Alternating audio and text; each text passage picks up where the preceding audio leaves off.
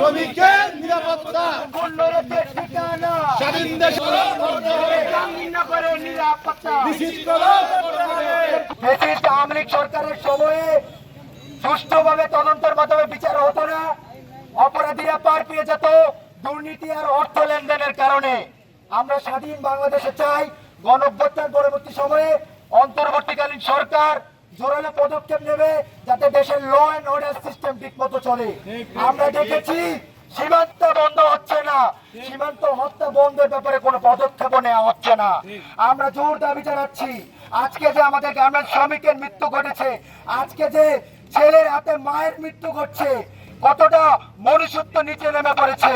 অন্তর্বর্তীকালীন সরকার দায়িত্ব নেওয়ার প্রায় 3 মাস হয়ে গেছে, কিন্তু আমরা এখনো দেখছি দেশের বিভিন্ন স্থানে হত্যাকাণ্ড, লোমহর্ষক এবং বীভৎস হত্যাকাণ্ড বেড়েই চলছে, এবং এটাকে আমরা অন্তর্বর্তীকালীন সরকারের একটা ব্যর্থতা হিসেবে দেখছি। 3 মাস পরেও আমরা দেখছি এখনো থানাগুলো সুষ্ঠুভাবে কার্যক্রম পরিচালিত হচ্ছে না। এখনো দেখছি পুলিশ বাহিনী, হাসিনা সেই পেটো পুলিশ বাহিনী এখনো ঠিকমতো তারা দায়িত্বে ফিরে আসছে না। এর ফলে আমাদের জননিরাপত্তা প্রচন্ডভাবে বিঘ্নিত হচ্ছে, এবং আমরা সাধারণ নাগরিকেরা যারা এই আন্দোলন নেমেছিলাম তারা এখন নিরাপত্তাহীনতায় ভুগছি। এছাড়া আমরা দেখছি বিভিন্ন ক্যাম্পাসে, বিভিন্ন বিশ্ববিদ্যালয়গুলোতেও এই নিরাপত্তাহীনতায় ভুগছেন।